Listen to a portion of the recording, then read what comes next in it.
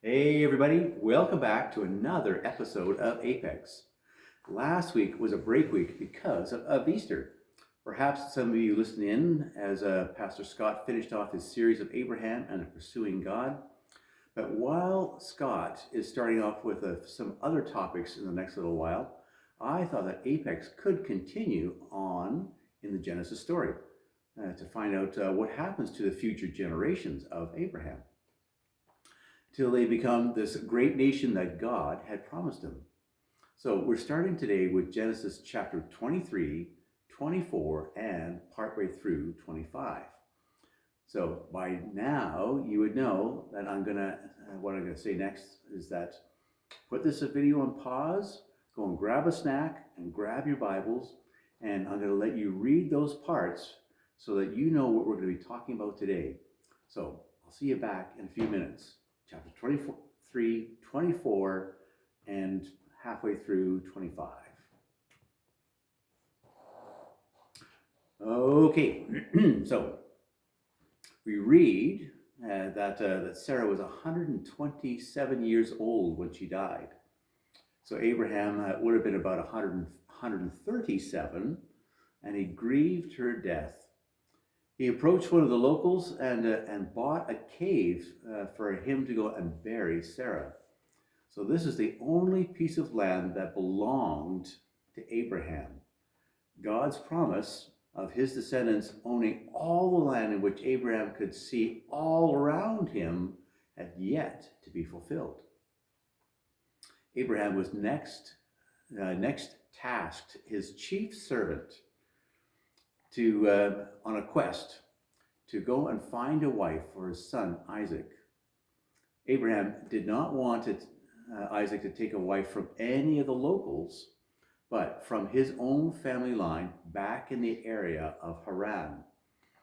So if you read all of chapter 4, you'll find that you'll probably find it an amazing, as I did, an encounter the chief servant had in finding a woman to be Isaac's wife.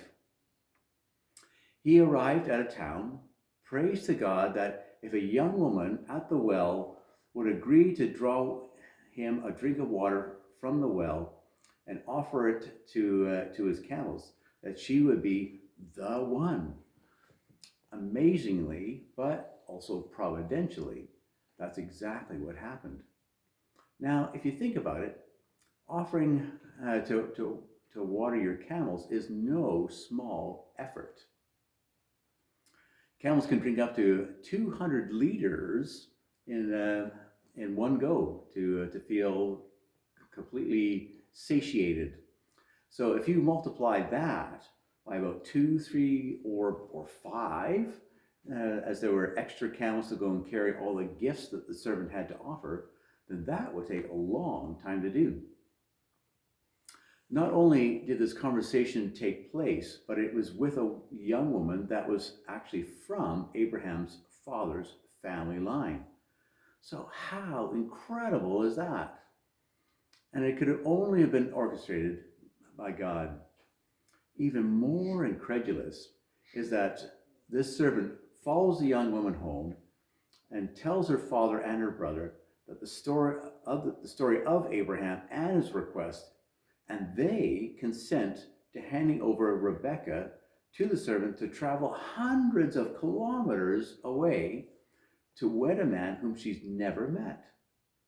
You know, back in the late 1800s in the US, there was a time where you could send money in and order a mail order bride. So I don't know about you, but you know, it doesn't seem to have that sort of fairy tale Cinderella happily ever after sort of quality to it. I prefer the old-fashioned way of meeting in person, finding out where and what they're like, spending time with them, falling in love with them, and then ask them to marry. So, and that's how I did it with Wendy, my wife of 27 years.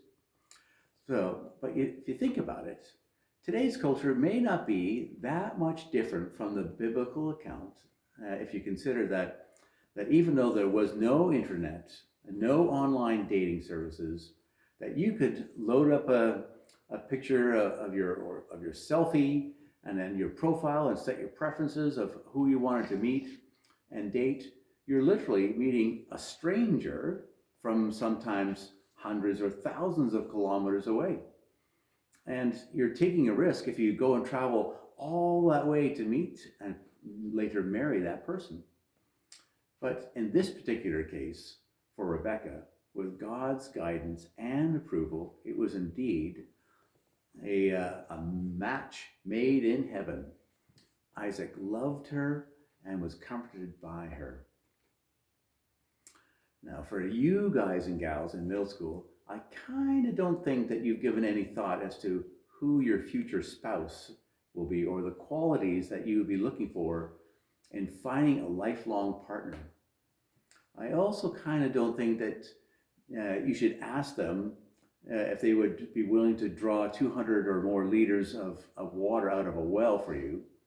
But it wouldn't be a bad idea to already be thinking about what kind of qualities would you want to see in this person that you would want to marry. Start by asking God for wisdom and discernment about that. That in God's good timing, He would direct you to a wonderful Christian husband or wife to love and to cherish until death do you part. It might be a question that you could ask your parents if they are already praying for you that way. And I can tell you that for myself anyways, that from the day each of my boys were born, I've been praying that God would answer that request. That they would each find a wonderful, strong, and committed Christian wife. But let's go back to the scriptures.